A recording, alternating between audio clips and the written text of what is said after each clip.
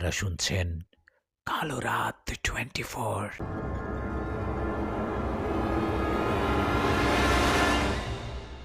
আসসালামু আলাইকুম। লেখক মোহাম্মদ নিশাদের ইউটিউব চ্যানেলে সবাইকে স্বাগতম। ঈদের আনন্দ বাড়িয়ে দিতে আজকে হাজির হলাম আয়েশাপুরীর সুন্দর একটা গল্প নিয়ে। গল্পটি শেষ পর্যন্ত শুনতে থাকুন, আশা করি অনেক ভালো লাগবে। আমি এখন চলে যাচ্ছি গল্পে। যারা এখনই চ্যানেলটি সাবস্ক্রাইব করেননি, করে দিন।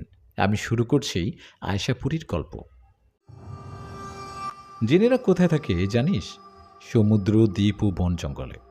ওরা অদৃশ্য জাতি। ওটাই ওদের রাজ্য, ওদের থাকা জায়গা। আমি তোকে পানির নিচের একদল জিনের গল্প বলি, শোন। সালাম দাদুর কথায় আমি বললাম, ঠিক আছে দাদু, বলো। অনেকদিন পর তোমার মুখে জিনপুরীর গল্প শুনছি, বলো। আমার কথায় সালাম দাদু বলল, সাল 2020। একদিন সকালে আমার কাছে 3জন লোক আসে। আমি ওদের দেখে জিজ্ঞেস করি, কে আপনারা? আমার কথার জবাবে ওরা বলে, আপনি কি সালাম কবিরাজ? ওদের কথার জবাবে আমি মাথা নাড়িয়ে বলি, হ্যাঁ, আমি সালাম কবিরাজ। কথাটা বলতে বলতে ওদের বসতে বলি। আমার কথায় ওরা বসে আর বলে, কবিরা সাহেব, আমরা অনেক বিপদে পড়ে আপনাদের কাছে আসছি। আপনার বেশ নামডাক শুনেছি আমি। আপনি দয়া করে আমাদের সাথে চলুন। আমাদের অপেক্ষায় গ্রামের সবাই অপেক্ষা করছে। আমি ওদের কথা শুনে জিজ্ঞেস করি, আপনারা আসছেন, আমি যাব। যাবার আগে একটু বলুন তো আসল ঘটনাটা কি? তখন আমার কথায় একজন বলে, কি আর বলবো কবিরা সাহেব, আমরা নদী এলাকার মানুষ। আপনি তো জানেন, নদী এলাকার মানুষেরা গোসল করা, জামা কাপড়, থালা বাসন ধোয়ার জন্য নদীর পানি ব্যবহার করে। আমরাও সেরকম। আমাদের গ্রামের পাশ দিয়ে বয়ে গেছে একটা নদী। নদীর একটা জায়গায় একটা ঘাট আছে, সেখানে গ্রামের সবাই গোসল করে। আর সমস্যাটা সেই নদীর ঘাটকে নিয়ে। একদিন 8-10 বছরে 3টা বাচ্চা ভর দুপুরে গোসল করছিল নদীতে। গোসল করার সময় হঠাৎ একটা বাচ্চা ডুবে যায় নদীতে। সেই বাচ্চাটা কিন্তু সাঁতার জানত। সাঁতার জানা সত্ত্বেও পানিতে ডুবে যায়। ওই বাচ্চাটা ডুবে যাওয়ায় বাকি দুটো বাচ্চা ওকে অনেক খোঁজাখুঁজি করে, কিন্তু কোথাও খুঁজে পায় না। ওকে খুঁজে না পেয়ে সেই বাচ্চা দুটো গ্রামে আসে আর সবাইকে খবর দেয়। সেই খবর শুনে সবাই গিয়ে নদীতে ডুবে থাকা বাচ্চাটাকে খুঁজে, কিন্তু কোথাও পায় না।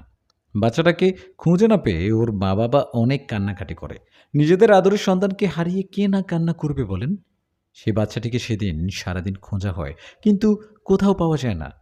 এই ঘটনার 3 দিন পর সেই বাচ্চাটির লাশ ভেসে ওঠে সেখানে। বাচ্চাটির লাশ ভেসে ওঠায় আমরা দেখে ওর শরীর সাদা ফ্যাকাশে হয়ে গেছে। ওকে দেখে মনে হয় ওর শরীরে কোনো রক্ত নেই।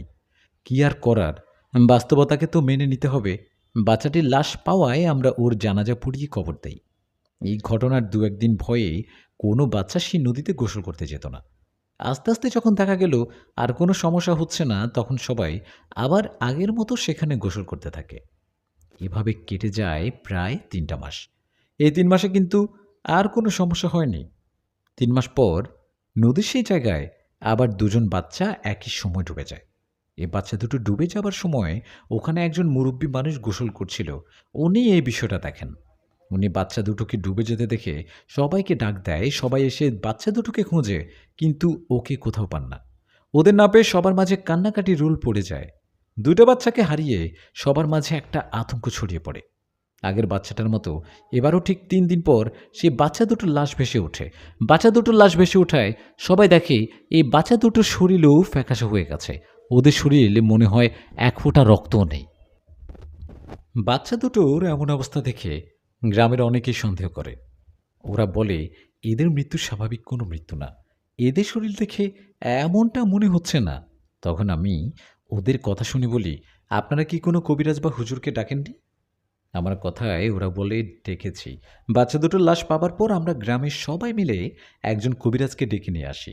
সেই কবিরাজ এসে আমাদের সবার মুখে ঘটনা শুনে সেই নদীর পাড়ে যায়। সেখানে গিয়ে উনি বলে, একটা বড় দড়ি নিয়ে আসুন। ওনার কথা মতো দড়ি নিয়ে আসা হয়। তখন উনি সেই দড়ি ওনার কোমরে বাঁধে। আর কয়েকজন বলে, আপনারা এই দড়িটা ধরে রাখুন, আমি এখন পানিতে ডুব দিব। আমি যখন এই দড়িটা পানির নিচ থেকে টান দিব, তখন আপনারা আমাকে টেনে তুলবেন। সেই কবিরাজের কথায় আমরা বলি, কেন আপনি পানিতে ডুব দিবেন কেন? আমাদের কথা সেই কবিরাজ জানায়, এই নদীর পানির নিচে জিনেরা থাকে। সেই জিনেরাই বাচ্চা দুটো, আগের বাচ্চা মোট 3টা বাচ্চাকে মেরে ফেলছে। আমি পানিতে ডুবে ওদের জগতে যাব আর সরাসরি ওদের সাথে কথা বলবো। এই বলে উনি পানিতে নামে আর ডুব দেন। উনি ডুব দেওয়ার পর প্রায় ১ ঘন্টার বেশি কেটে যায়, কিন্তু উনি নিচ থেকে কোনো দড়ি টানতেন না। এভাবে কেটে যায় ৩টা ঘন্টা। ৩ ঘন্টা পর সবাইকে অবাক করে দিয়ে সেখানে ভেসে ওঠে সেই কবিরাজের লাশ। কবিরাজের লাশ এভাবে হঠাৎ ভেসে ওঠায় ভয়ে শুরুতে কেউ নদীতে নামতে সাহস করে না, কিন্তু ওনাকে তো উপরে তুলতে হবে, তাই কিছুক্ষণ পর ওনাকে টেনে উপরে তোলা হয়। উপরে তোলার পর গ্রামের সবাই মাঝে আতঙ্ক ও ভয় আরও বেশি চেপে বসে। সবাই সেই কবিরাজকে তার বাড়িতে রেখে আসে। এই ঘটনার পর গ্রামের আর কেউ ভয়ে সেই নদীতে গোসল করতে যায় না। এভাবে কেটে যায় ১টি মাস। আগেই তো বলছিলাম আমাদের গ্রামের সবাই নদী ছাড়া অচল। তাই ১ মাস পর আবার একজন দুজন করে সে নদীর ঘাটে আবার গোসল করতে শুরু করে। ওদের দেখা দেখি আস্তে আস্তে আবার সবাই আগের মতো নদীতে গোসল করতে থাকে। এভাবে কেটে যায় আরও ১ থেকে ১.৫ মাস।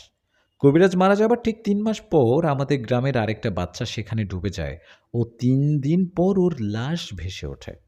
এরপর সবাই বুঝতে পারে এখানে ৩ মাস পর পর কেউ না কেউ ডুবে যায়। এই বাচ্চারা ডুবার পর আমরা আরও অন্য কবিরাজের কাছে গিয়েছি, কিন্তু কেউ ওটার সমাধান দিতে পারেনি।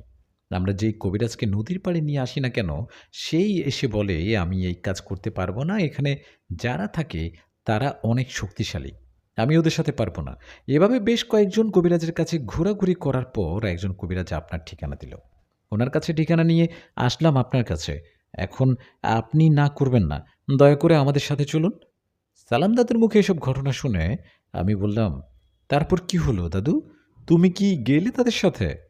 আমার কথা জবাবে দাদু বললেন, না, না গিয়ে কি আর উপায় আছে? ওরা কত আশা নিয়ে আসছিল আমার কাছে। আমি সেদিন ওদের অনুরোধে ওদের গ্রামে যাই। আমি ওদের গ্রামে যাবার পর যাদের বাচ্চা এতদিন মারা গেছে তারা সহ অনেকেই কান্না করতে থাকে। আমি ওদের কান্না দেখে বলি, আপনারা কান্না করবেন না, আমি দেখি কি করতে পারি। আল্লাহর রহমতে আমি আপনাদের উপকার করার চেষ্টা করব।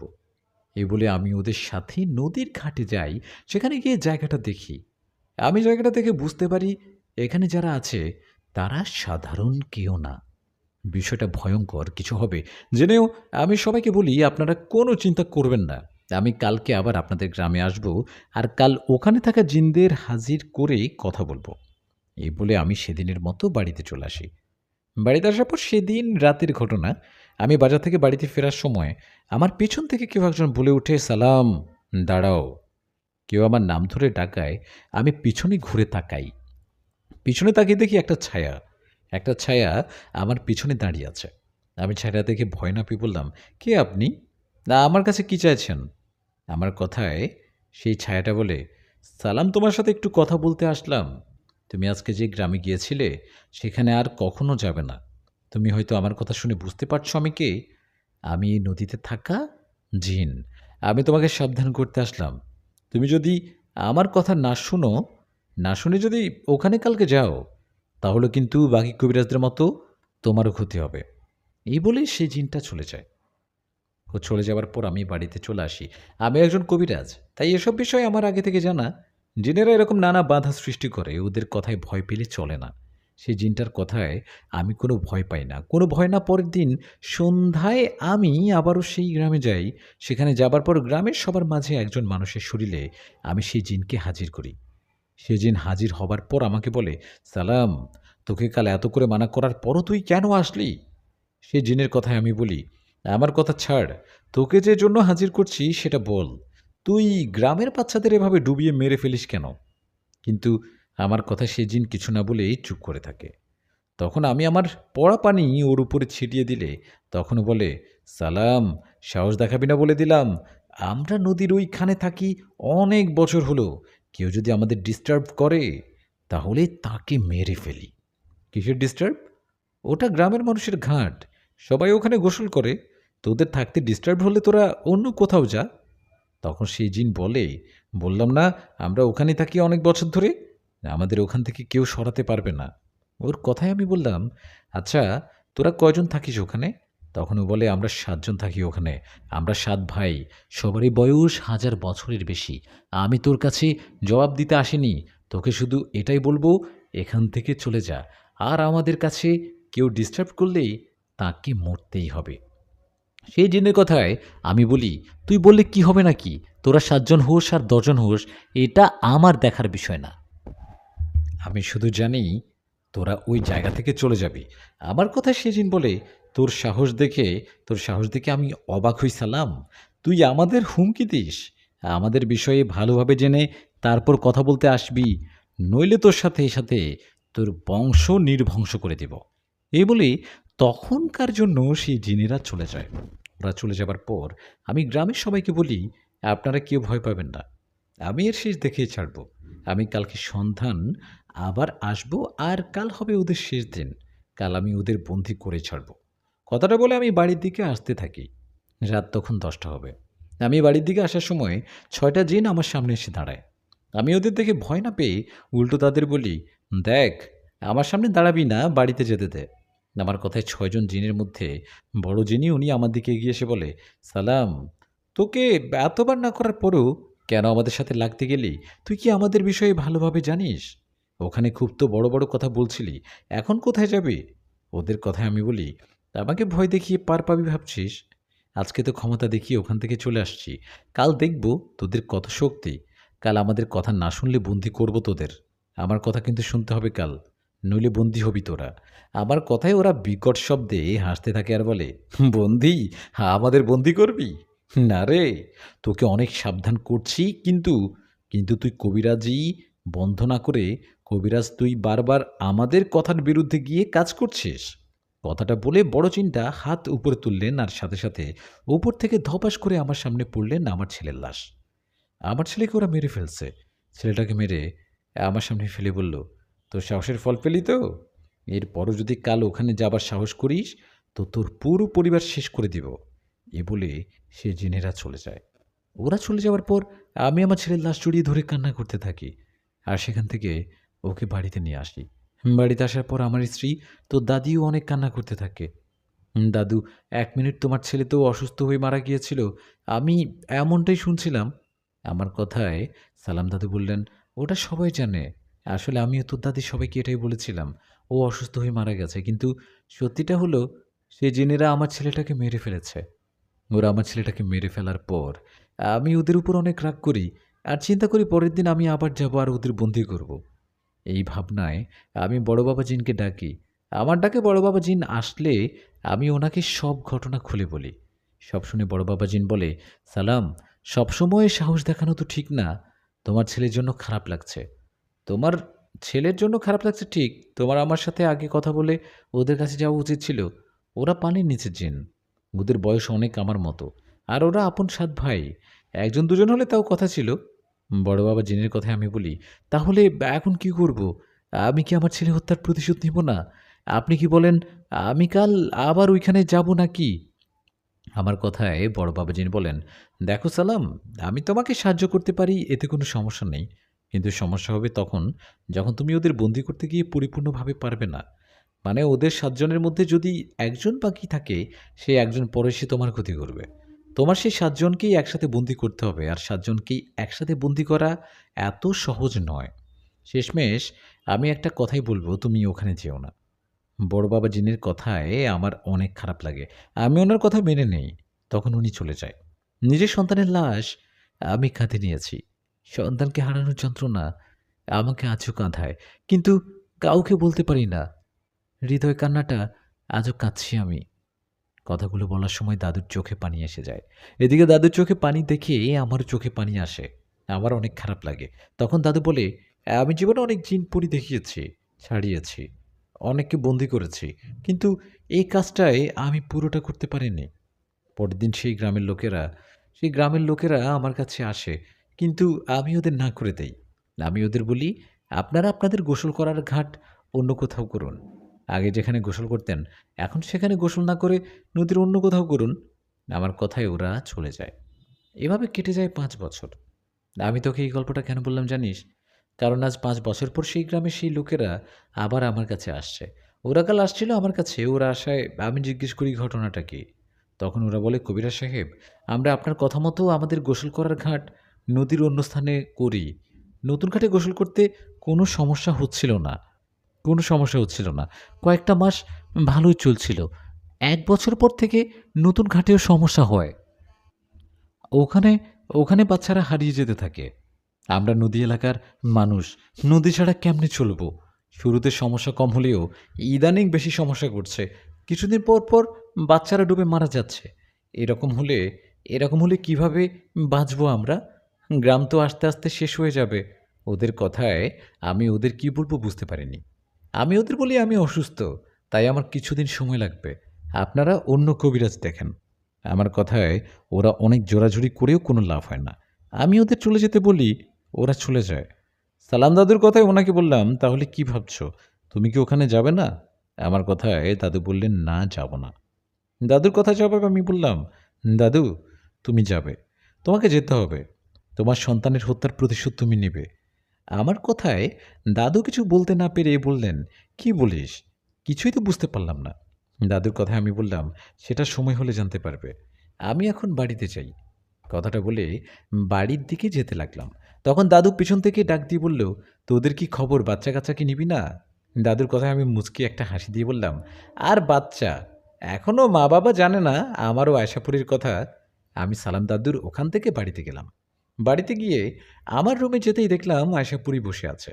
ছোট করে একটা কথা বলি, অনেক হয়তো আমার এই গল্পটা নতুন শুনছেন, তাদের বলি, আয়শাপুরী আমার বউ।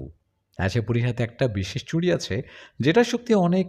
ওর চুড়িটার জন্য সহজে কোনো জিনপরি ওর সাথে যুদ্ধে পারে না। আশাপুরি আমার বউ, এই কথা শুধু সালাম দাদু জানে, আমার মা বাবা এখনও জানে না। আশাপুরীকে নিয়ে অনেক গল্প আছে এই চ্যানেলগুলোতে, শুনে নেবেন। অনেক ভালো লাগবে আশা করছি এই চ্যানেলে আছে। যাই হোক, এখন গল্পে ফিরি। আমি রুমে গিয়ে আশাপুরীকে দেখার পর বললাম, মহারানী আপনি ঘরে কি করছেন? আমার কথায় আশাপুরী আমার দিকে তাকিয়ে বলল, এটা বুঝি শুধু তোমার একার ঘর? আমার না বুঝি, এটা আমারও ঘর। হ্যাঁ হ্যাঁ, তোমারও ঘর। আচ্ছা মহারানী, আমার জন্য কি রান্না করছেন? আমার কথায় তখন আশাপুরী বলল, আমি বুঝি রান্না করি? রান্না তো করে তোমার মা। আমি তো এখনও অদৃশ্যভাবে থাকি। আমি যে তোমার বউ সেটাই তো এখন ওদের বলনি। আমি গিয়ে বলি, কেমন? দাঁড়াও, না না প্লিজ যেও না। মা বাবা তোমাকে দেখেই তো জ্ঞান হারিয়ে যাবে ভয়ে। যেও না, আমি সময় করে বলবো একদিন। আমার কথায় পরি বিছানায় বসে বলল, ঠিক আছে। না বললেও আমি কোনো একদিন ওদের সামনে আসব। এদিকে তখন মা আমার রুমে আসলেন। রুমে এসে বললেন, কী রে কবিরাজ, কোথা থেকে ফিরলি? ঘরে এসে আমার সাথে আবার কার সাথে কথা বলছিস? ভূতের সাথে কথা বলিস নাকি? ভূত না মা, পরি। মা বলে, কি পরি মানে? আমি বলি, আরে না মা, মানে এমনি মজা করলাম। যাও আমার জন্য ভাত নিয়ে আসো, ভাত খাবো, ক্ষুধা পেয়েছে। আমার কথায় মা ভাত আনতে গেলেন। এদিকে আমার কাণ্ড দেখে আশাপুরী হাসছে আর বলছে, মাকে বলে দিতা আমি কে। আশাপুরী অদৃশ্যভাবে বসে আছে। মা ওকে দেখতে পাচ্ছে না আমি ছাড়া। মা খাবার ঘরে গিয়ে খাবার নিয়ে এসে আমাকে দিয়ে চলে গেলেন। তখন আমি বিছানায় বসে বসে খাবার খেতে লাগলাম। আর আয়েশাকে বলল, নাও হাঁ করো। আয়েশাকে এটা বলাতে আয়েশা তখন একটা মুচকি হাসছে। আমার কথা জবাবে ও বলল, না তুমি খাও। এটা কিভাবে হয়? তুমি বসে থাকবা, আমি তোমাকে দেখিয়ে দেখিয়ে খাবো বুঝি? এক মিনিট, আমার ফ্রিজে মিষ্টি আছে। কথাটা বলে ফ্রিজে রাখা মিষ্টিগুলো ওকে খেতে দিলাম। আর আমি ভাত খেতে খেতে বললাম, আয়েশা শোনো না, একটা কথা জানার ছিল। আমাকে পানির নিচে জিনদের সম্পর্কে বলো তো, ওরা নাকি অনেক শক্তিশালী হয়। আমার কথাই ও বলল, কেন হঠাৎ এসব জানতে চাইছো কেন? আরে বলো না, আমি আগে ওদের বিষয় শুনি তারপর বলছি সব। আমার কথায় আয়শা বলল, তুমি ওদের বিষয় জানতে চাও তো ঠিক আছে, চলো। তোমাকে শুধু জানাবো না, তোমাকে ওদের জগৎ দেখিয়ে নিয়ে আসবো। মানে কি বললো? ওদের জগৎ মানে? তখন আয়শা বলল, তোমাকে পানির নিচের জিন জগৎ নিয়ে দেখিয়ে আসবো। ওখানে আমার বাবার একজন বন্ধু থাকেন, উনি পানির নিচের জিন। ওনার পেশা, উনি একজন হেকিম জিন, যিনি জিনদের চিকিৎসা করেন। আমি তোমাকে নিয়ে ওনার কাছ থেকে ঘুরে আসবো। এতে ওদের সম্পর্কে জানাও যাবে, দেখাও যাবে। আশাপুরীর কথায় একটু ভয় করলে ওর কথায় আমি রাজি হই। তখনও বলে, দিনের বেলা গেলে তো তোমার মা বাবা তোমাকে খুঁজবে, রাতে যখন শুবে তখন নিয়ে যাবো, কেমন? ওর কথায় রাজি হই বললাম, ঠিক আছে তাই হবে। এ বলে দুজন আরও কিছুক্ষণ গল্প করলাম। এভাবে দিনটা পেরিয়ে রাত হলো। রাত হতে আমি রাতের খাবার খেয়ে দরজা লাগিয়ে শুয়ে পড়লাম। তখন আশাপুরী বলল, তাহলে এখন যাওয়া যাক, কি বলো? আয়শাপুরীর কথায় আমি বললাম, ঠিক আছে চলো। আমার কথায় আয়েশা আমাকে নিয়ে যেতে লাগলেন পানির নিচে জিন রাজ্যে। আমি বুঝতে পারছিলাম ও আমাকে ঝড়ের বেগে নিয়ে যাচ্ছে। আমি চোখ খোলা রাখতে পারছিলাম না। এভাবে কিছুক্ষণ চলার পর হঠাৎ বুঝতে পারি আমি মনে হয় পানির নিচে ডুবে যাচ্ছি। এরকম অবস্থায় আমার একটু ভয় করছিল। তখন আমি আশাপুরীর হাত শক্ত করে চেপে ধরলাম। এভাবে কিছুক্ষণ চলার পর আমি দেখলাম এক অবাক করা দৃশ্য। পানির নিচে এত সুন্দর রাজ্য, এত সুন্দর প্রাসাদ থাকতে পারে, সেটা আমি নিজের চোখে না দেখলে বিশ্বাসই করতে পারতাম না। আয়শাপুরী আমাকে পানির নিচে একটা জিন রাজ্যে নিয়ে গেল। সেখানকার জিনেরা কেমন অদ্ভুত দেখতে! না মানে এর আগেও আমি অন্য জিনদের দেখেছি, কিন্তু এদের মতো কাউকে দেখিনি। আমরা সেখানে যাবার পর আয়শাপুরী একটা প্রাসাদের ভিতরে আমাকে নিয়ে গেল। ওখানে যাওয়ায় আয়েশার বাবার বন্ধু জিন বললেন, আরে মা আয়েশা, কেমন আছো? কয়েক বছর পর আসলে। তোমার মা বাবা মারা যাওয়ার পর আমিও তোমাদের ওদিকে তেমন যাই না। একবার গিয়েছিলাম, গিয়ে শুনলাম তুমি নাকি তোমাদের রাজ্যে থাকো না, মানব সমাজের আশেপাশে থাকো। ওনার কথায় আশা বললেন, হ্যাঁ আমি মানুষদের সমাজে থাকি, শুধু থাকি না, এই যে একে দেখতে পাচ্ছেন যে ও হচ্ছে আমার স্বামী, ওকে আমি বিয়ে করেছি। তুমি মানুষকে বিয়ে করেছ? তোমাদের সর্দার তোমাকে কিছু বলেনি? আয়েশা বলেন, না আমি তো আর আমাদের রাজ্যে যাই না, বলবে কি করে? ও আমার স্বামী, ওর নাম নিষাদ। ও আপনার পানির নিচে জিনদের বিষয়ে জানতে চেয়েছিল। যদিও মানুষদের এই জিন রাজ্যে আসা ঠিক না, তবুও ওর ইচ্ছে করছিল বলে ওকে নিয়ে ঘুরতে আসলাম। এতে কোনো সমস্যা হবে না তো? না মা, সেরকম কোনো সমস্যা হবে না। তুমি তোমার স্বামীকে নিয়ে আমাদের রাজ্যটা ঘুরে দেখাও, কোনো সমস্যা নেই। কিন্তু ও যেন আমাদের রাজ্যের কোনো জিনিস সাথে করে নিয়ে না যায়, আর কোনো গাছের পাতাও ফুল না ছেড়ে। ওনার কথায় আশা বললেন, এসব বলতে হবে না, আমি ওকে সব বুঝিয়ে বলবো। এই বলে আমরা ওনার প্রাসাদে কিছু খাবার খেলাম। খাবার শেষে আয়শাপুরী আমাকে ওই জিন রাজ্যটা ঘুরে দেখালেন। রাজ্যটা ঘোরার সময় আয়েশা আমাকে বললেন, এখন বলো তো আসল ঘটনা কি? পানির নিচে জিনদের বিষয়ে জিজ্ঞেস করছিলে কেন? ওর কথায় আমি বললাম, বলছি তার আগে বলো, পানির নিচে জিনদের শক্তি কেমন, তুমি কি ওদের সাথে পারবে? আমার কথায় আয়েশা বলল, নিশাদ তুমি তো মানুষ, তাই আমার হাতের এই চুড়ির বিষয় জানো না। আমার সাথে সে জিন পারবে না। পুরো দুনিয়াতে যত জিন আছে তাদের মধ্যে অল্প কিছু জিন আছে, তাদের সাথে আমি পারবো না। এছাড়া বাকি যত জিনের কথা বলো না কেন, কেউ আমার সাথে পারবে না। আমার যত যত চুড়ি আছে যার কাছে, সে পারবে, কারণ ওর শক্তিও আমার শক্তি সমান সমান। আয়েশার কথায় আমি বললাম, বুঝতে পারছি। আয়েশা, তোমাকে একটা কাজ করতে হবে। আমার কথায় ও মুচকি একটা হাসি দিয়ে বলল, সালাম দাদুর জন্য নাকি? ওর কথায় ওর দিকে তাকিয়ে বললাম, এত তাড়াতাড়ি খবর কিভাবে পাও? সবই তো জানো দেখছি। আয়েশা, সালাম দাদুর জন্য অনেক খারাপ লাগছে আমার। তুমি জানো, আমরা গ্রামবাসীরা জানি সালাম দাদুর ছেলে অসুস্থ হয়ে মারা গেছে, কিন্তু না, ওকে একদল জিনেরা মেরে ফেলছে। আমি সালাম দাদুকে এর আগে কখনো কাঁদতে দেখিনি, কিন্তু আমাকে গল্পটা শোনানোর সময় কান্না করে ফেলেছে দাদু। অনেক কষ্ট পেয়েছেন উনি। আমি সালাম দাদুকে এর আগে কখনোই তো এভাবে কাঁদতে দেখিনি। নিজের সন্তানের লাশ দেখেও দাদু ওই জিনদের কিছু করতে পারেনি। আয়েশা, আমি চাই তুমি ওই জিনদের মোকাবেলা করো। না বলিও না, তুমি পারবা আমি জানি। আমার কথায় আয়েশায় কিছু না বলে আমাকে জিন রাজ্য থেকে আমার বাড়ি, আমার ঘরে নিয়ে আসলেন। ঘরে এসে বললেন, আমি তোমার বউ না? আমাকে অনুরোধ করে কেন আদেশ করবা? আমাকে বলো তুমি কি করতে হবে। তুমি যা বলছো তাই হবে। এখনও সকাল হতে একটু দেরি। তুমি একটু ঘুমাও। সকাল হলে সালাম দাদুর কাছে যাবা আর বলবা ওই গ্রামে আবার যেতে গিয়ে রিচুয়াল করে ও জিনদের হাজির করতে। বাকিটা বড় বাবা যেন আমি দেখে নেব। কথাটা বলে আয়শা অদৃশ্য হয়ে গেল। ও চলে যাবার পর আমি বাকি রাতটুকু ঘুমিয়ে পার করলাম। সকাল হতেই আয়েশার কথা মতো আমি সালাম দাদুর বাড়িতে চলে গেলাম। দাদুর কাছে যাওয়ায় উনি আমাকে দেখে বললেন, কিরে নিষাদ, সকালবেলা আমার বাড়িতে? তোকে আবার জেনে ধরল নাকি? দাদুর এমন মজার কথায় আমি হেসে বললাম, আমাকে জেনে ধরার সাহস পাবে নাকি? জানো না আমি পরিস্বামী? আমি হেসে উঠলাম কথাটা বলে। আমার কথায় দাদু হেসে বলল, আয় আয়, বস, নাস্তা খেতে খেতে কথা বলি। দাদুর কথায় ওনার পাশে বসে খাবার খাচ্ছি। তখন দাদু খেতে খেতে বলল, সকালবেলা আসছি, কিছু বলবি কি? কি হয়েছে, কিছু বলবি? ওনার কথায় আমি মাথা নাড়িয়ে বললাম, হ্যাঁ। তখন দাদু জিজ্ঞেস করলো, বল কি বলবি? দাদুর কথায় আমি মুখের খাবারটা শেষ করে পানি খেয়ে বললাম, দাদু, সময় এসে গেছে প্রতিশোধ নেয়ার। আমার কথায় দাদু কিছু না বুঝে বললেন, মানে কি বলিস, কিসের প্রতিশোধ? ওনার কথায় আমি বললাম, ছেলে হত্যার প্রতিশোধ। তুমি আজকে সন্ধ্যায় ওই গ্রামে যাবে আর রিচুয়াল করে ওই জিনদের হাজির করবে, কথা বলবে, ওরা বেশি বাড়াবাড়ি করলে বন্দি করবে। আমার কথায় দাদু কিছু বলতে যাবে, তখন আমি বললাম, চিন্তা করো না, এসব আমি বলছি না, আয়শাপুরী বলছে। তুমি বড় বাবা জিনকে ডাকো আর সন্ধে থাকতে বলো, উনিও আয়শাপুরী তোমার সাথে থাকবে, চিন্তা করো না। আল্লাহর রহমতে তুমি আজ ওদের পরাজিত করতে পারবে। আমার কথায় দাদু একটু সাহস পেয়ে বললেন, ঠিক আছে, সন্ধ্যায় আসিস আমার কাছে, একসাথে যাব। দাদুর কথায় রাজি হয়ে চলে গেলাম বাড়িতে। সেদিন সন্ধ্যাবেলা আবার দাদুর কথা মতো ওনার কাছে আসে উনি বললেন, চল। এ বলে দুজন হাঁটতে হাঁটতে ওই গ্রামের দিকে রওনা করলাম। তখন আমি দাদুকে জিজ্ঞেস করলাম, বড় বাবা জিনকে বলছো? আমার কথা জবাবে দাদু বললেন, হ্যাঁ। এভাবে গল্প করতে করতে আমরা পৌঁছে গেলাম সেই গ্রামে। সেখানে যাওয়ায় গ্রামের সবাই দাদুর কাছে আসলেন। তখন দাদু বললেন, আপনারা আমাকে একটু জায়গা দিন, আমি ওই জিনদের হাজির করব। দাদুর কথা মতো সবাই দাদুকে একটু জায়গা করে দিলেন। তখন দাদু একজনের শরীরে সেই জিনদের আবার হাজির করলেন। সেই জিনগুলো হাজির হয়ে বললেন, সালাম, তোর এত বড় সাহস, আবারও আসছিস? তোর কি আগের কথা মনে নেই? মনে নেই তোর ছেলের কথা? সে জিনদের কথায় দাদু বললেন, আপনাদের অত্যাচারে আমি গ্রামের লোকদের বলছি তাদের গোসল করার ঘাট নদীর অন্যদিকে করতে। ওরা তাই করছিল। এখন আপনারা নতুন ঘাটের মধ্যে সমস্যা করছেন কেন? কেন গ্রামের বাচ্চাদের মেরে ফেলেন? দাদুর কথায় ওরা বলল, আমাদের যা ভালো মনে হবে আমরা করব। এর জন্য তোর কাছে জবাব দিব কেন? এখান থেকে চলে যা, নইলে আজকে হবে তোর শেষ দিন। ওদের কথায় দাদু রেগে গিয়ে গ্রামের সবাইকে বললেন, আপনারা সবাই ঘরে চলে যান, একটা মানুষও থাকবেন না এখানে। দাদুর কথায় সবাই চলে গেলেন ঘরে। তখন দাদু বললেন, সাহস থাকলে সশরীরে সামনে আয়। দাদুর এমন কথায় সেই 7 জন জিন তাদের ভয়ানক বিশাল শরীর নিয়ে সেখানে হাজির হলেন।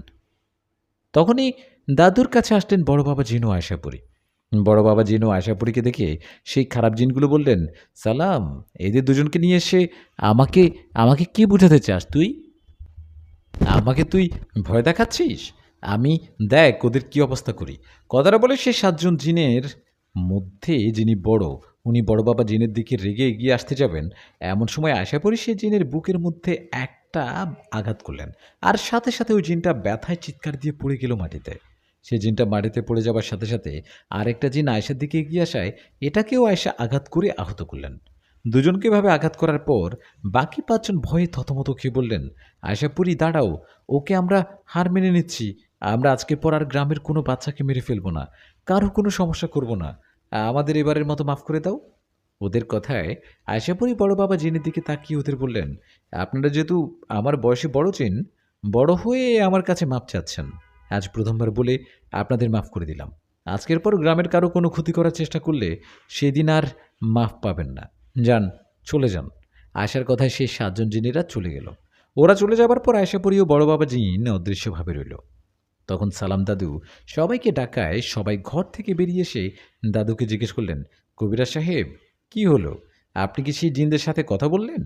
আমরা তো আপনার কথা মতো ঘরে ছিলাম, জানি না এখানে কি হলো, আপনি বলুন আমাদের। তখন দাদু বললেন, আমার যা করার আমি করছি। ওই জিনেরা আমার কাছে মাপ চেয়ে চলে গেছে। ওরা বলছে আজকের পর গ্রামের আর কোনো বাচ্চাকে মারবে না, গ্রামের কারো কোনো ক্ষতি করবে না। আপনারা এখন থেকে নদীতে গোসলও আপনাদের যা যা কাজ সবই করবেন। এরপরও যদি কোনো ক্ষতি হয় আমাকে জানাবেন, সেদিন ওদের আর রক্ষা হবে না। দাদুর কথায় সবার মুখে হাসি ফুটে সবাই অনেক খুশি হয়। সবাই খুশি হওয়ায় দাদু বলেন, এবার তাহলে আমরা চলে যাই। এই বলে দাদু ও আমি রওনা করি বাড়ির দিকে। আমরা বাড়ির দিকে যাবার সময় আমি দাদুকে বলি, দাদু, ওই জিনেরা চলে যাওয়ায় গ্রামের সবাই তো অনেক খুশি হয়েছে, কিন্তু তুমি মনে হয় খুশি হতে পারোনি, তাই না? কারণ আশাপুরি ওদের বন্দি না করে মাফ করে দিয়েছে তাই। আমার কথায় দাদু বলল, নিষাদ, জিনদের বিষয়ে আমার থেকে আশাপুরি বেশি জানে ও বুঝে। ও যেটা করেছে এটাতে আমি খুশি। ওরা গ্রামের আর কারো কোনো ক্ষতি না করুক, এটাই চাই। এমন সময় আয়েশাপুরী আমাদের কাছে আসলেন আর আমাদের সাথে হাঁটতে হাঁটতে দাদুকে বললেন, দাদু, তোমার নাতিকে বলো না আমার কথা যেন ওর বাড়িতে বলে দেয়। আমার সব সময় লুকিয়ে লুকিয়ে ওর সাথে দেখা করতে ভালো লাগে না। আমি ওর মা বাবার সামনে দৃশ্যমান হয়ে থাকতে চাই। আয়েশার কথায় দাদু বললেন, হ্যাঁ, বলবে বলবে, সামনে কোনো এক সময়ের মধ্যে বলবে। ও যদি না বলে তাহলে আমি ওর মা বাবাকে তোমাদের বিষয় বলবো। দাদুর কথায় আয়েশা মুচকি একটা হাসি দিয়ে বলল, ঠিক আছে, তাই যেন হয়। এই বলতে বলতে সালাম দাদু তার বাড়ির কাছে চলে আসলেন। তখন দাদু আমাকে বলল, আমি তো বাড়িতে চলে আসলাম, যাও তোমরা এখানে এখন থেকো না, আর বাড়িতে চলে যাও এখান থেকে। দাদুর কথায় আমি বললাম, ঠিক আছে দাদু, যাও তাহলে, আমি বাড়িতে যাই। কথাটা বলে বাড়ির দিকে যেতে লাগলাম। তখন আয়শাপুরীকে বললাম, তুমি এটা কি করলা? তখন ওই জিনদের যেতে দিলা কেন? ওরা সালাম দাদুর ছেলেকে মেরেছে, আজকে ওদের বন্দি করতা। আমার কথায় আয়শা বললেন, দেখো নিষাদ, কেউ যদি ভুল করে প্রথমবার মাপ চায় তাকে মাফ করে দেওয়া উচিত। সে যেন ভালো পথে ফিরে আসে। প্রথমবার মাফ করার পর যদি ভালো না হয় তাহলে পরের বার তাকে শাস্তি দেওয়া উচিত। আমি যদি ওদের প্রথমবারই বন্দি করতাম তাহলে ওদের জিন সর্দারের কাছে আমার জবাবদিহি করতে হতো। ওর কথায় আমি বুঝতে পেরে বললাম, ও এই ব্যাপার, তাহলে ঠিকই করেছ, কিন্তু এরপর কখনো ভুল করলে তখন ওদের ছাড়বা না। আমার কথায় আয়েশা মাথা নাড়িয়ে বলল, ঠিক আছে। এদিকে তখন বাড়ির কাছে চলে আসায় আয়েশা অদৃশ্য হয়ে গেল। তখন আমি বাড়িতে ঢুকায় মা বলল, নিশাদ, এ আমি কি দেখলাম? তুই যখন হেঁটে আসছিলি তোর কাছাকাছি কেউ ছিল, একটা সাদা ছায়ার মতো কিছু দেখলাম। মায়ের কথায় আমি চমকে উঠলাম। মা মনে হয় আশাপুরীকে দেখেছে, কিন্তু মাকে বুঝতে না দিয়ে আমি বললাম, তাই নাকি? কই, আমি তো জানি না। বাবা রে, কোন জিন পরি হবে হয়তো। আমার কথায় মা বলল, এভাবে ঘরে ঢুকিস না, গোসল করে তারপরে যা। এই এলো, হলো, যা, রাত্রিবেলা গোসল। কি আর করার, মায়ের কথায় বাইরে তো আর যেতে পারবো না, তাই গোসল করে ঘরে ঢুকলাম। আমি ঘরে যাওয়ায় দেখলাম আয়েশা আমাকে দেখে হাসছে আর বলছে, কেমন লাগে রাত্রিবেলা গোসল করতে? ওর কথায় আমি বললাম, সব তোমার জন্য হলো, তুমি সবসময় অদৃশ্যভাবে থাকতা। ভাগ্য ভালো মা তোমাকে পুরোপুরি দেখেনি, ছায়ার মতো দেখছে। আমার কথার উত্তর না দিয়ে আয়েশা চলে গেলেন, কারণ মা খাবার নিয়ে আসছে আমার ঘরে। খাবার নিয়ে আসায় আমি খেয়ে ঘুমিয়ে পড়ি। এভাবে আয়েশাও আমার ভালোই দিন কাটছিল। এভাবে কেটে যায় 3টা মাস। 3 মাস পর একদিন সালাম দাদু একজনকে দিয়ে খবর পাঠায় আমার কাছে, আমি যেন ওনার সাথে দেখা করি। দাদু আমাকে ডাকায়, আমি সেদিন সন্ধ্যায় ওনার বাড়িতে যাই। আমি গিয়ে দাদুকে বলি, দাদু, খবর পাঠিয়েছিলে, জরুরি কিছু বলবে নাকি? তখন দাদু বলল, 3-4 দিন ধরে আমার বাড়িতে আসছিস না, কারণ কি? অসুস্থ নাকি? না দাদু, অসুস্থ না, আসলে নানা বাড়িতে গিয়েছিলাম, মা জোরাজুরি করে নিয়ে গেছে। তুমি বলো আমাকে ডাকার কারণ কি? তখন দাদু বলল, নিষাদ, তোর মনে আছে ওই 7জন জিনের কথা? ওরা তো আবার নতুন করে ঝামেলা শুরু করছে। আজ সকালে ওই গ্রামের সবাই আমার কাছে আসছিল, এসে বলছে, গতকাল ওই গ্রামে একজন না, 2জন একসাথে 3টা বাচ্চা পানিতে ডুবে গেছে, এখনও ওদের লাশ খুঁজে পায়নি। ওদের কথায় আমি জিজ্ঞেস করি, কিভাবে হলো? তখন ওরা জানায়, এবারকার ঘটনাটা অন্যরকম ছিল।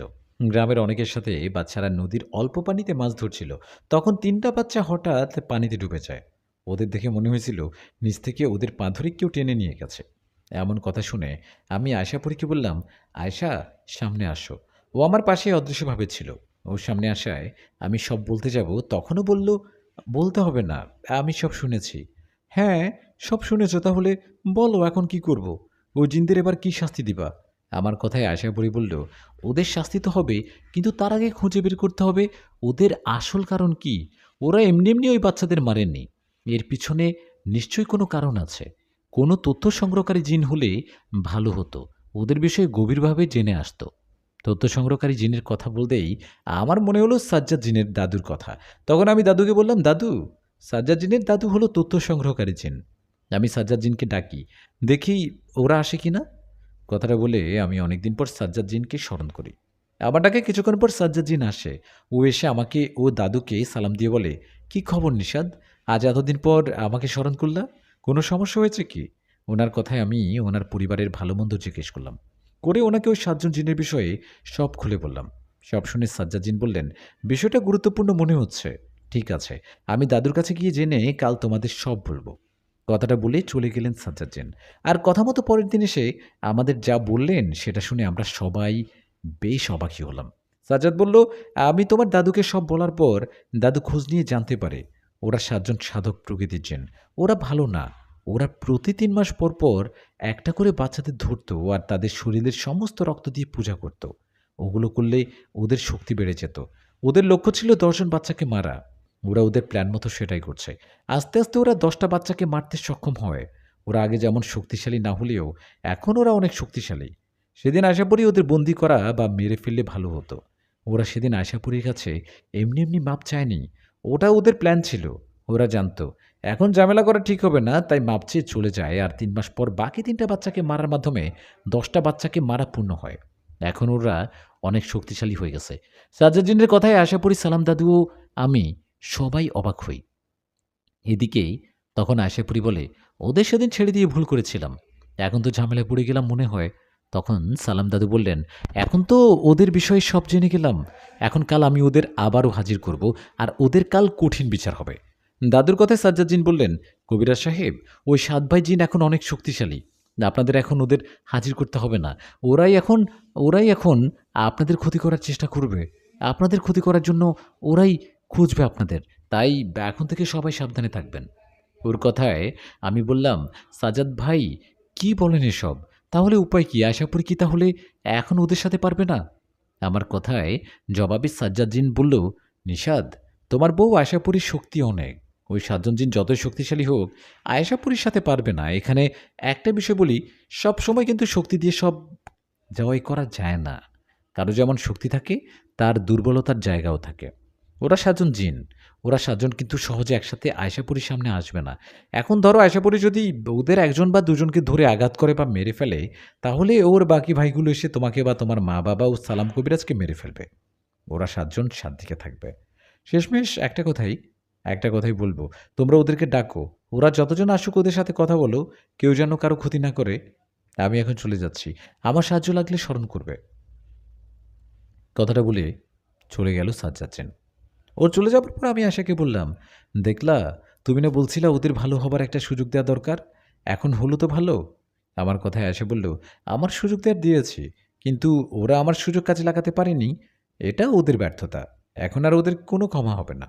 এই বলে আয়শাপুরী সালাম দাদুকে বললেন, দাদু, আপনি কাল আবার ওই গ্রামে যাবেন আর ওদের হাজির করার চেষ্টা করবেন। আশাপুরীর কথা শেষ হতে না হতে আমাদের সবাইকে অবাক করে দিয়ে সেখানে চলে আসলো ওই সাতজন জিন। ওরা এসে আমাদের চারিদিকে ঘিরে দাঁড়িয়ে রইলেন। এই দৃশ্য দেখে আমি আয়শাপুরীর কাছাকাছি গিয়ে দাঁড়ালাম। তখন সেই জিনদের মধ্যে বড় জিনটা কথা বলে উঠলেন। ও বললেন, আয়শাপুরী, এখানে কি নিয়ে আলোচনা করছিস? আমাদেরকে আবার হাজির করার কথা ভাবছিলি মনে হয়? তোদের আর কষ্ট করতে হবে না, আমরা চলে আসছি খোঁজ করে করে তোদের। এখন পারলে কিছু কর। ওনার কথায় সালাম দাদু বললেন, আপনারা তো সেদিন বললেন গ্রামের আর কারো কোনো ক্ষতি করবেন না, তাহলে কেন আবার 3টা বাচ্চাকে হত্যা করছেন? দাদুর কথায় ওই জিনটা বললেন, আমার কাজ হাসিল করতে আমরা আমাদের কাজ করেছি। আমাদের একটা সাধনা ছিল, আমরা শয়তানের পূজা করতাম, এতে প্রতি 3 মাস পর পর বাচ্চাদের রক্ত লাগতো। 10টা বাচ্চার রক্ত দিয়ে আমরা আমাদের কাজ করে শয়তানকে খুশি করে নিজেদের অনেক শক্তিশালী করি। এখন আমরা অনেক শক্তিশালী। শোন আশাপুরী, সেদিন তোকে কিছু বলিনি, আজ বলছি, এখন থেকে আমাদের পিছনে লাগতে আসবি না। তাহলে তাহলে কি করবি? কি করতে পারবি আমার? আশাপুরী রাগান্বিত কথায় সেই জিনটা বলল, তোকে কিছু করতে পারবো না ঠিকই, কিন্তু তোর স্বামী ও তোর পরিবার এদের ছাড়বো না। যে কোনো সময় এরা আমাদের হাতে মারা যাবে। আর তোদের কি হবে? আমার স্বামীও তার পরিবার বা সালাম দাদুর পরিবার, এদের কাউকে মেরে তোরা বেঁচে থাকতে পারবি? পারবি না। এদের কারো কোনো ক্ষতি হলে ভয়ঙ্করভাবে মৃত্যু হবে তোদের। তাই আমার স্বামীও তার পরিবারের কারো ক্ষতি করার চেষ্টা করবি না। মনে রাখবি, এটা একটা পরীর, তার স্বামীও তার পরিবারের প্রতি ভালোবাসা, পরীর ভালোবাসা। পরীর কথায় সেজিন বলল, তোর এই ভালোবাসা কতদিন থাকে সেটাই দেখব। তুই জানিস না কার পেছনে লাগছিস? আমরা 7 ভাই কখনো হারিনি। আমাদের সাথে যুদ্ধ কেউ কখনো পারেনি। কেউ হারছে না, হারতে জানি না আমরা। কিন্তু আমি আশা করি আল্লাহর রহমতে ছাড়ব না। তোদের মতো শয়তান প্রকৃতির জিন আমার কিছুই করতে পারবে না। সেদিন অনুরোধ করছিলে বলে ছেড়ে দিয়েছিলাম, কিন্তু আর না। আজকের পর ওই গ্রামে কারো কোনো ক্ষতি বা নিশাদের পরিবারের কোনো ক্ষতি করার চেষ্টা করবি তো জীবন হারাবি। আর একটা কথাও শুনতে চাই না, চলে যায় এখান থেকে। আয়েশার কথায় ওরা বলল, আয়েশা পড়ি, শক্তি পেয়ে সেদিন আমাদের আঘাত করেছিলি, আজকে আমাদের অপমান করলি। আমরা তোর দেয়া আঘাত ও অপমানের কথা ভুলব না, মনে থাকবে তোর কথা। এ বলে চলে গেল সে জিনরা। ওটা চলা চেবার পর আয়েশা আমাকে বলল, নিশাদ, চলো বাড়ি চলো, এখানে থাকা ঠিক হবে না। কথাটা বলে আয়েশা সালাম দাদুকে বললেন, দাদু সাবধানে থাকবেন, আপনার পুরো বাড়িটাও আপনাদের শরীর সবসময় বন্ধ রাখবেন। কথাটা বলে আয়েশা পরিও আমি বাড়ির দিকে যেতে লাগলাম। এমন সময় আয়েশা বলল, নিশাদ, এখন থেকে রাত করে কোথাও যাবে না। আমি তোমার বাড়িতে গিয়ে তোমার বাড়িটা বন্ধ করে দিচ্ছি। আমি তো তোমার মা বাবার সামনে যেতে পারবো না, তাই তোমাকে কিছু আমল শিখিয়ে দিচ্ছি। এগুলো পড়ে তোমার মা বাবার শরীর বন্ধ করে দিবা। ওর কথায় আমি কথা না বাড়িয়ে তাই করলাম। বাড়িতে গিয়ে মা বাবাকে বুঝতে না দিয়ে দোয়া পড়ে ওদের শরীরে ফু দিয়ে খাবার খেয়ে ঘরে চলে গেলাম। ঘরে গিয়ে শুয়ে আছি। এমন সময় আশা বলল, কি ভাবছো? ওর কথার জবাবে আমি বললাম, একটা কঠিন সিদ্ধান্ত নিলাম, যা হবার হবে। কালকে আমি মা বাবাকে তোমার কথা বলবো।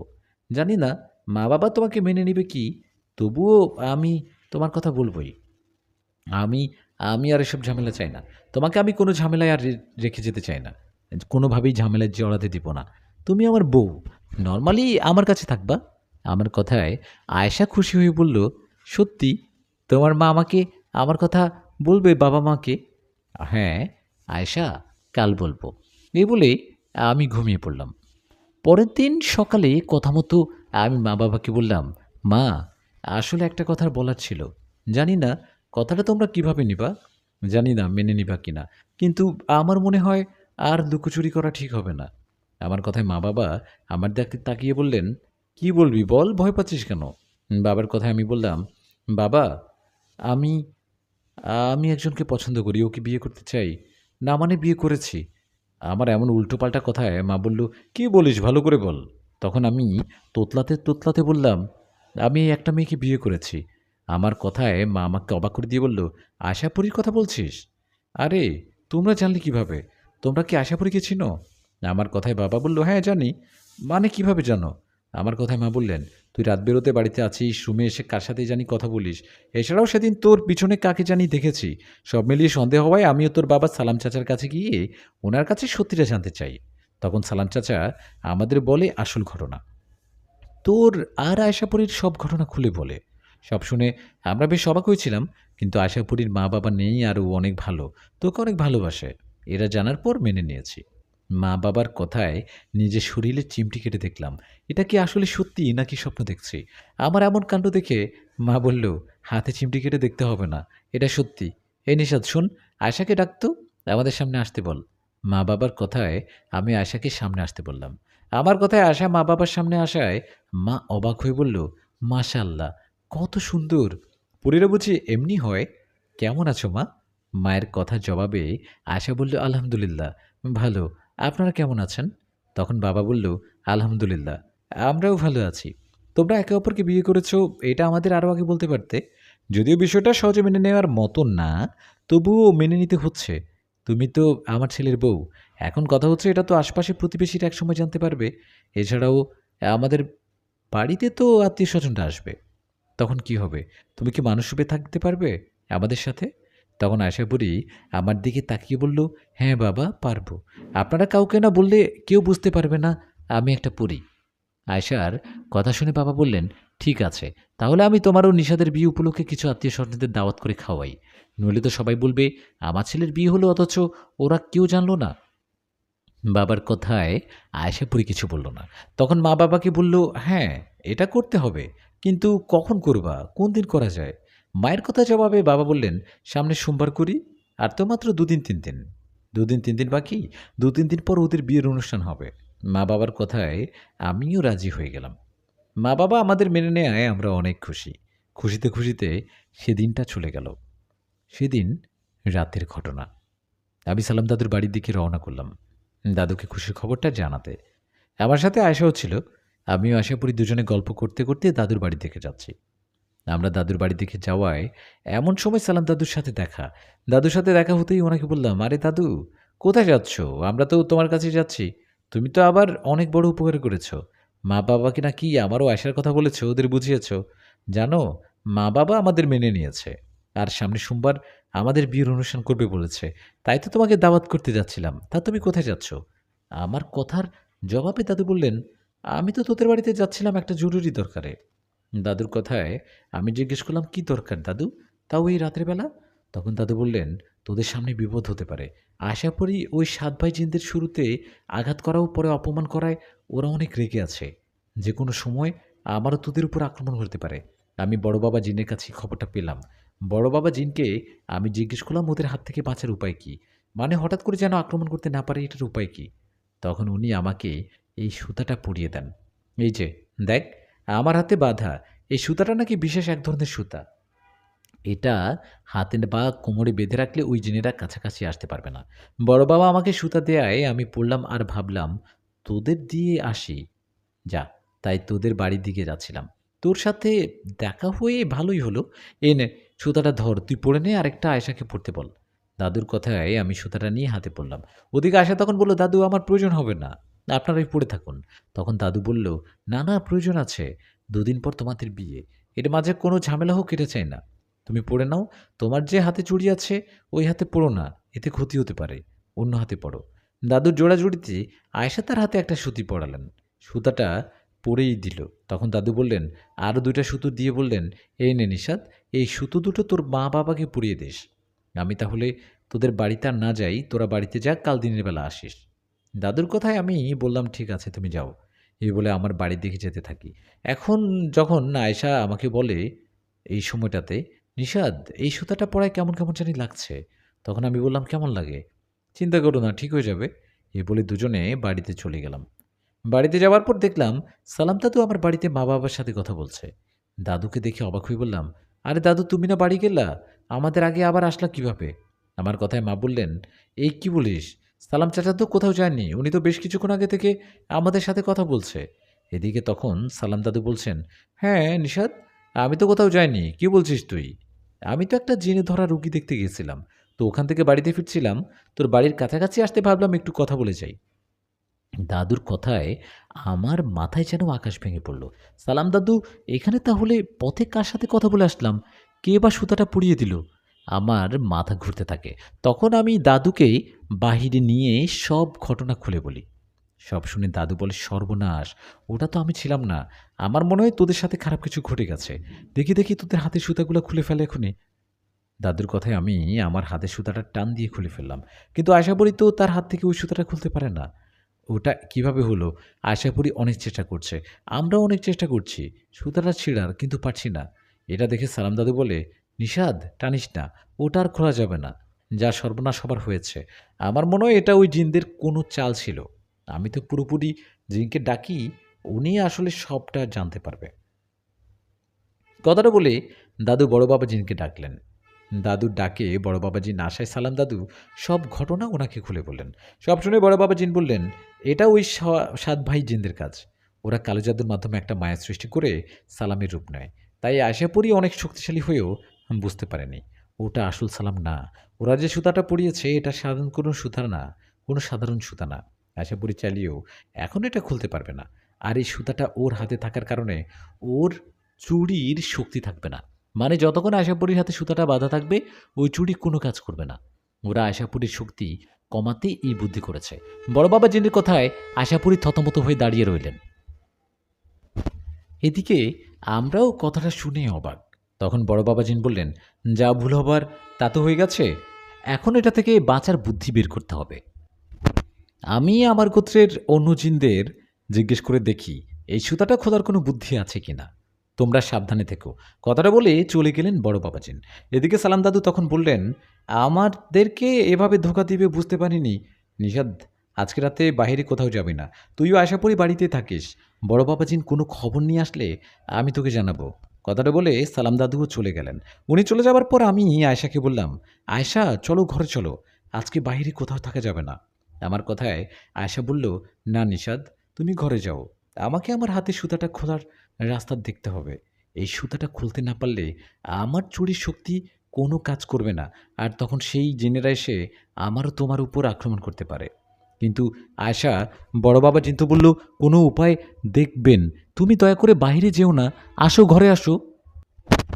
তুমি কোনো চিন্তা করো না নিষাদ, তুমি ঘরে যাও, আমি একটু আসছি। কথাটা বলে আশাপুরি চলে গেলেন। ও চলে যাওয়ার পর আমি চিন্তায় ঘরে গেলাম। ঘরে যাওয়ায় মা বাবা বললেন, নিষাদ, বাইরে দাঁড়িয়ে সালাম চাচার সাথে কি কথা বলছিলি? মা বাবা সত্যিটা শুনলে চিন্তা করবে বলে ওদের বললাম, না মা, তেমন কিছু না, আমারও আশাপুরের বিয়ের অনুষ্ঠানের বিষয়ে কথা বলছিলাম। এই বলে ঘরে চলে গেলাম আমি। ঘরে গিয়ে শুয়ে আয়শাপুরীর কথা চিন্তা করছিলাম। ও এখনও আসছে না, ওর চিন্তায় ঘুমও আসছে না। ঘড়িতে তখন রাত 12টা। হঠাৎ বাইরে থেকে আশাপুরীর মতো কারো ডাক শুনলাম। হ্যাঁ হ্যাঁ, আশাপুরীর মতনই তো লাগলো। আমি ডাক শুনে দরজা খুলে বাড়ির বাইরে যাওয়ায় দেখলাম আশাপুরী একটু দূরে দাঁড়িয়ে আছে। আমাকে দেখে আয়শা বলল, নিষাদ, আমার কাছে আসো। ওর কথায় ওর কাছে গিয়ে বললাম, কি ব্যাপার, তুমি এখানে দাঁড়িয়ে আমাকে ডাকছো কেন? ঘরে আসতে পারতা। তখনও বলল, কিভাবে ঘরে যাব বলো, তোমার বাড়িটা যে বন্ধ করা, ওখানে ঢুকতে পারি না বলেই তো এখানে ডাকলাম। আয়শার কথায় অবাক হয়ে বললাম, মানে কি বলো, তুমি না বাড়িটা বন্ধ করলা, এখন তুমি ঢুকতে পারছো না মানে? আমার কথায় ও বলল, আমি তো বন্ধ করিনি, কারণ আমি আশাপুরি না। কথাটা বলেই আমার সামনে আশাপুরি এক ভয়ঙ্কর ডাইনির রূপে রূপান্তরিত হলেন। ওর চেহারা এতটাই ভয়ঙ্কর ছিল যে আমি দেখে ভয়ে সেখানে জ্ঞান হারিয়ে ফেলি। আমি জ্ঞান হারিয়ে ফেলার পর আমার কিছু মনে নেই। আমার যখন জ্ঞান ফেরে তখন থেকে আমি অন্য একটা জায়গায় আমার পাশে আশাপুরী শিকলে বাঁধা। আশাকেও আমাকে ওই ৭ ভাই জিনেরা ধরে নিয়ে আসছে। এদিকে আশা আমাকে দেখে ওই জিনদের বলল, ওকে কেন ধরে নিয়ে আসছিস? ছেড়ে দে ওকে। তোদের শত্রুতা তো আমার সাথে, আমাকে যা ইচ্ছে কর। আমার স্বামী নিষাদকে ছেড়ে দে। আয়শার কথায় ওই জিনদের মধ্যে একজন বলল, তোকে তো কঠিন শাস্তি দিব, তোর স্বামীকেও ছাড়ব না। মনে আছে আমাকে আঘাত করছিলি, আমার অপমান করে, আবার অপমান করে তাড়িয়েও দিয়েছিলি। আমরা ৭ ভাই এমন শক্তিশালী জিন যে ভয়ে অন্যান্য জিনেরা আমাদের সাথে ঝগড়া তো দূরের কথা, ভয়ে আমাদের সাথে কথা বলে না। তোর চুরির শক্তির জন্য, তোর চুরির শক্তির জন্য আমরা ৭ জন হয়েও তোর সাথে পারি না। আমরা বুঝতে পারছিলাম তোর সাথে শক্তিতে পারবো না যতক্ষণ তোর হাতে ওই চুড়ি থাকবে। তাই বুদ্ধি করে তোর হাতে ওই চুড়ি বেঁধে দেই। আমরা কালো জাদুর মাধ্যমে এই কাজটা করি। ওটা এমন একটা সুতা যেটা তুই চাইলেও খুলতে পারবি না। ওটা তোর হাতে থাকলে তুই শক্তিও দেখাতে পারবি না। এখন তুই আমাদের হাতে বন্দী। তোকে এখন থেকে তিলে তিলে মারবো। তোকে মারার আগে অন্যরকম একটা কষ্ট দিতে চাই। মানুষ কষ্ট পায় বেশি কখন জানিস? যখন তার প্রিয় জিনিসটা না পায় তার প্রিয় মানুষটির অন্য কারো হাতে দেখে। তোর স্বামী নিষাদ এখন থেকে তোর স্বামী থাকবে না, কারণ ওর সাথে বিয়ে হবে আমাদের একমাত্র বোন এলিজার।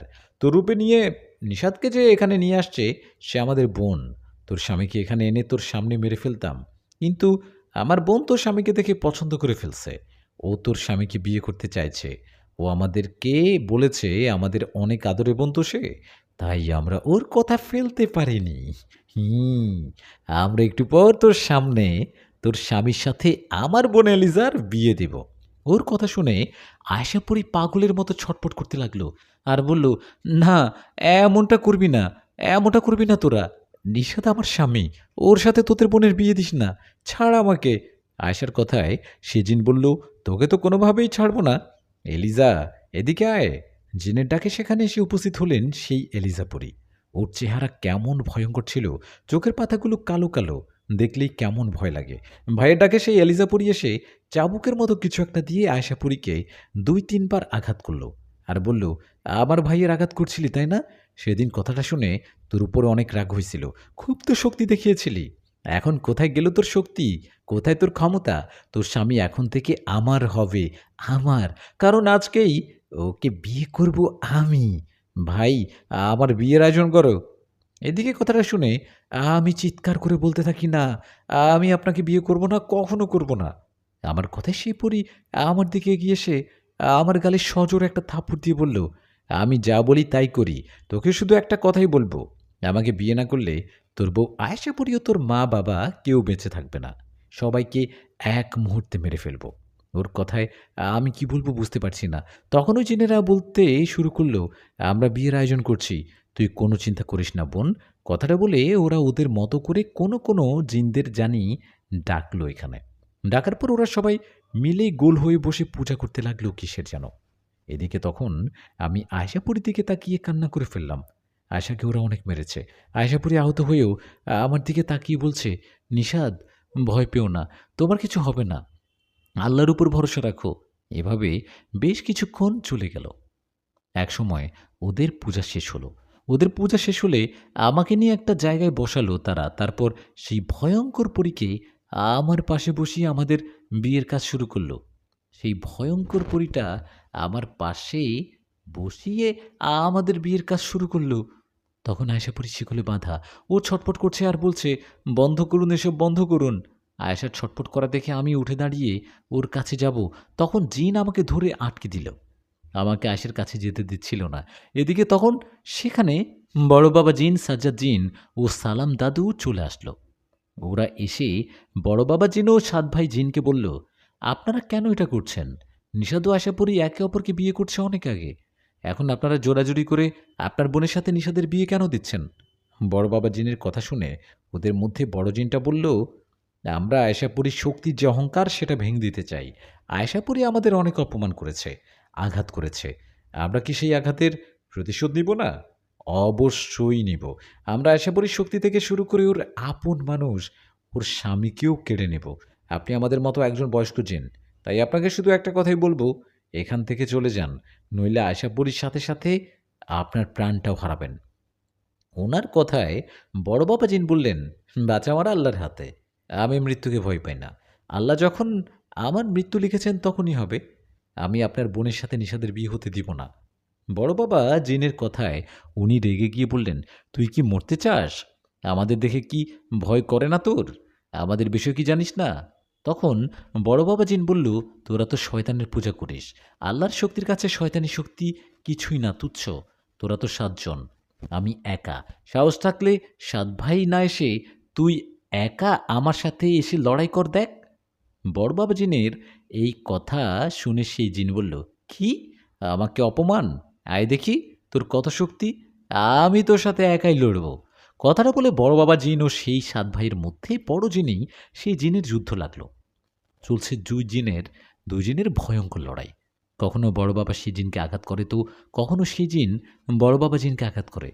এভাবে কিছুক্ষণ চলার পর বড় বাবা জিন সেই জিনকে অনবরত আঘাত করতে থাকে।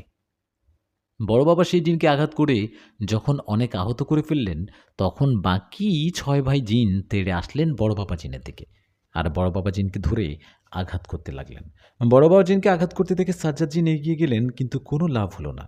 ওই 6 ভাই জিন বড় বাবা জিনও সাজ্জাদ জিনকে আঘাত করে আহত করে ফেলে রাখল। ওদের এই অবস্থা দেখে আমিও সালাম দাদু পাশাপাশি দাঁড়িয়ে রইলাম। তখন সেই জিনেরা বলতে লাগলো, আমাদের রাজ্যে এসে আমাদের সাথে লাগতে আসা, এখন তোদের সামনে আমাদের বোনের বিয়ে হবে। কথাটা বলে আবারও আমাকে ধরে নিয়ে বসালেন, আর ওই ভয়ঙ্কর পরীর সাথে আমার বিয়ের কাজ শুরু করলেন। আমার বিয়ে হয়ে যাচ্ছে, কেউ যেন কিছু করতে পারছে না। বড়বাবু সাজ্জাদ্দিন আহত হয়ে পড়ে আছে। আমার বিয়ে হবে দেখে আয়েশাপুরি ছটফট করছে বাঁধন খোলার, কিন্তু খুলতে পারছে না। আমি তখন ওর অবস্থা দেখে বুঝেছিলাম ও আমাকে কতটা ভালোবাসে। পরীর ভালোবাসা বুঝি এমনই হয়। আমার বিয়ে হবে এমন সময় আয়েশাপুরি চিৎকার করে বলতে লাগলো, আমাকে মেরে ফেলো, আমি এই দৃশ্য দেখতে পারবো না। আমাকে আগে মেরে ফেলো, তারপর ওদের বিয়ে দাও। কথাটা বলেই কান্না করতে লাগলেন আয়েশা। তখন সেই জেনেরা বললেন, তোকে আগে মারব না, তোর সামনে ওদের বিয়ে দিব। ওদের বিয়ে দিব তোর সামনেই। ওদের বিয়ে দেখে তোর কষ্ট হবে, এতেই তো মজা। আমরা তো এটাই চাই। এই, এদের বিয়ের কাজ শুরু করো। তখন আয়েশাপুর চিৎকার দিয়ে বলল, না দাঁড়াও, একটু দাঁড়াও। তোমরা নিশাদের সাথে তোমাদের বোনের বিয়ে দিও না। বিনিময়ে আমি আমার সমস্ত শক্তি তোমাদের বোনকে দিয়ে দিব। আমি আমার হাতে চুড়িটা তোমাদের বোনকে দিব। এতে আমার মতো তোমাদের বোন অনেক অনেক শক্তিশালী হবে। আয়েশাপুরীর এই কথাটা শুনে ওই 7 ভাই জিনের মধ্যে বড় জিনটা বললেন, এই দাঁড়াও, ওদের বিয়ে বন্ধ করো। কথাটা বলে সে জিনটা আয়েশাপুরীর কাছে এসে বললেন, কি বললি, কি বললি তুই? তখন আয়েশাপুরী আবারও বলল, নিশাদের সাথে তোদের বোনের বিয়ে দিস না, ও আমার স্বামী। বিনিময়ে আমার শক্তি, আমার এই চুড়িটা তোর বোনকে দিয়ে দিব। তখন তোর বোন হবে আমার মতো শক্তিশালী। আয়েশার কথা সেই জিনটা বলল, সত্যি, সত্যি দিবি? কিন্তু আমরা তো এই চুড়ির বিষয়ে গভীরভাবে কিছু জানি না। কিভাবে এই চুড়িটা আমার বোনকে দিবি? ওর কথা জবাবে আয়েশা বলল, তোমরা আমার হাতে সুতাটা খুলে দাও, আর আমাদের কথা দাও আমাদের সবাইকে ছেড়ে দিবা। তাহলে আমি নিজে আমার চুড়িটা খুলে তোমার বোনকে পরিয়ে দিব। তখন সে জিন বলল, না না, এটা তো হবে না। তোর হাতে সুতা আগে খোলা যাবে না। আগে চুড়িটা খুলে আমার বোনকে পরিয়ে দে। ওর কথা শুনে আয়েশা বললেন, আমার হাতে সুতাটা না খুললে ওই চুড়িটা খোলা যাবে না, আর ওটা কাজও করবে না। এটা তো জানো নাকি? তখন সে জিনটা বললেন, সুতাটা খুললে যদি আমার বোনকে চুড়িটা না দিস, তাহলে ওনার কথার জবাবে আয়েশা বললেন, তোমাদের ভাইয়ের মধ্যে দুজন আমার হাতের চুড়িটা ধরে রাখো, আর একজন আমার এই হাতের সুতাটা খুলে দাও। সুতাটা খোলার সাথে সাথে আমার হাতের চুড়িটা খুলে ফেলবা। কিন্তু কথা এটাই, আমাদের সবাইকে কিন্তু ছেড়ে দিতে হবে। আয়েশাপুরীর ওই কথাটা শুনে সেই জিনেরা একে অপরের দিকে তাকিয়ে রাজি হয়ে যায়। তখন দুজন জিন এসে আয়েশাপুরীর চুড়িটা ধরলেন, আর একজন আয়েশাপুরীর অন্য হাতে থাকা সুতাটা খুলে দিল। সুতাটা খোলার সাথে সাথে বাকি দুজন জিন চুড়িটা ধরে টানতে লাগলো, কিন্তু চুড়ি তো খুলে না। এটা দেখে আয়েশাপুরী বিকট শব্দে হাসতে লাগলো। তখন সেই জিনেরা বলল, এই হাসছিস কেন? আর তোর চুড়িটা খোলা যায় না কেন? দে, আমাদের চুড়িটা দিয়ে দে। তখন আয়েশাপুরী বলল, ওরে বোকার দল, তোরা কি জানিস না এই চুড়িটা খোলা যায় না? তোরা 7 ভাই কেন, শত শত জিন আসলেও এটা খুলতে পারবি না। আমাকে ধোকা দিয়ে সুতাটা পরিয়েছিলি না, আমি তোদের ধোকা দিয়ে সেটা খুলে নিলাম। সুতা খুলেছিস, আমার চুরির শক্তি ফিরে আসছে। কথাটা বলে আয়শাপুরী তার শরীরে বাঁধা শিকল এক টান দিয়ে খুলে ফেলল। এটা দেখে সেই 7 ভাই জিন আয়শাপুরীকে ঘিরে ধরল আর বলল, আমাদের ধোকাতে আজকে হবে তোর শেষ দিন, তোকে আজ এখনই মেরে ফেলবো। ওদের কথায় আয়শা বলল, শয়তানের দল, বাঁচা মরা সব ওই আল্লাহর হাতে। একটা কথা মনে রাখ, আল্লাহর শক্তির কাছে শয়তানি শক্তি কিছুই না। তোরা তো 7 জন, তোদের মতো 700 জিন আসলেও আমার কিছুই করতে পারবে না। কথাটা বলেই এক মুহূর্তে আয়শাপুরী সেই জিনদের পিটাতে লাগলো। আয়শাপুরীর আঘাতে সেই জিনেরা চিৎকার করতে লাগলো। আয়শাপুরী অনেক রেগেছিল। বেশ কিছুক্ষণ ওদের যুদ্ধ চলে, আর কিছুক্ষণের মধ্যে আয়শাপুরী ওদের মারতে মারতে আধমরা করে ফেলে। এমন অবস্থায় সেই জিনেরা আয়শাকে বলে, আয়শাপুরী, আমাদের মেরে ফেলো না, আমাদের ছেড়ে দাও। তখন আয়শা বলে, তোদের একবার সুযোগ দিয়েছিলাম, না ভালো হবার কই, ভালো হবার তো কিছুই হলো না। তোরা ভালো হলি না, উল্টো আমার স্বামীকে কেড়ে নেয়ার বুদ্ধি করলি। তোদেরকে আর মাফ করা যাবে না। কথাটা বলে আয়শাপুরী ওই 7 জন জিনকেই মেরে ফেললেন। সব ভাইয়ের মৃত্যু দেখে ওর বোন ভয়ে কাঁপতে থাকে। এমন সময় আয়শাপুরী ওর কাছে গিয়ে দাঁড়ায়। তখন সেই বুড়িটা আয়শাপুরীর কাছে মাপ চাইতে থাকে আর বলতে থাকে, আয়শাপুরী, আমাকে মাফ করে দাও, ক্ষমা করো আমাকে। সেই পরীর কথায় আয়শাপুরী ওই পরীটার গালে এমন জোরে একটা থাপ্পড় দিলেন যে ও ধপাস করে পড়ে গেল। তখন আয়শাপুরী বলল, আমার স্বামীকে থাপ্পড় দিয়েছিলি না, দেখ এখন কেমন লাগে। কথাটা বলে সেই পরীর একটা হাত ভেঙে দিলেন আর বললেন, তোর ভাইদের মতো তোকেই জানে মারলাম না, ভালো হবার একটা সুযোগ দিলাম, যা চলে যা। তখন সেই জিন পুরীর এই ঘটনাগুলো অন্যরকম হয়ে গেল। শক্তিশালী 7 ভাই আর একটি বোন, 7 ভাই মারা গেল আর পুরীটা প্রাণের ভয়ে সেখান থেকে পালিয়ে গেল। ও পালিয়ে যাবার পর আয়শাপুরী বড় বাবা জিন ও সাজ্জাদ জিন সালাম দাদু ও আমাকে নিয়ে সালাম দাদুর বাড়িতে চলে আসলেন। সেখানে আসার পর আয়শা বড় বাবা জিন ও সাজ্জাদ জিনকে বললেন, নিজের জীবনে ঝুঁকি নিয়ে আমাকে ও নিষাদকে বাঁচাতে যাওয়ার জন্য আপনাদেরকে অনেক ধন্যবাদ। আপনাদের উপকার কখনো ভুলবার নয়, কখনো ভুলব না। কালকে আমারও নিষাদের বিয়ের অনুষ্ঠান, আমি চাই আপনারা আমাদের বিয়েতে থাকুন। আয়শার কথায় বড় বাবা জিন ও সাজ্জাদ জিন বললেন, ঠিক আছে, তাই হবে, আমরা থাকব। কথাটা বলে ওরা চলে গেল। ওরা চলে যাবার পর সালাম দাদু আমাদের বললেন, নিষাদ, বাড়িতে গেলে তোর মা বাবা অনেক কথা বলতে পারে, তোরা কোথায় গিয়েছিস? তখন দুজনে একই কথা বলবি, দুজনে বলবি জিন রাজ্যে গিয়েছিলি আশাপুরীর কিছু বন্ধুদের দাওয়াত করতে। দাদুর কথায় আমি বললাম, ঠিক আছে দাদু, সেটাই বলবো। তুমি কাল সকালে দাদিকে নিয়ে চলে আসো কিন্তু। হ্যাঁ হ্যাঁ, সকাল সকাল যাব, এখন যা, সাবধানে বাড়িতে যা। দাদুর কথায় আমি ও আয়শা দুজনেই গল্প করতে করতে বাড়ির দিকে যেতে লাগলাম। আমরা অনেক খুশি ছিলাম, কারণ মা বাবা আমাদের মেনে নিয়েছে। কাল আমাদের বিয়ের অনুষ্ঠান। আমরা গল্প করতে করতে বাড়িতে গেলাম। তখন মা বাবা আমাদের জিজ্ঞেস করায় দুজনেই একই কথা বলি যে আমরা জিন রাজ্যে গিয়েছিলাম। আমাদের কথায় মা বাবা কিছু বলে না। পরের দিন কথা মতো আমারও আয়শাপুরীর বিয়ের অনুষ্ঠান হয় ছোটোখাটোভাবে। আমাদের যত আত্মীয় আসছিল সবাই আয়শাপুরীকে দেখে পছন্দ করেছিল, কিন্তু কেউ একবারের জন্য বুঝতে পারেনি আয়েশা কোনো মানুষ না, ও একটা পরী।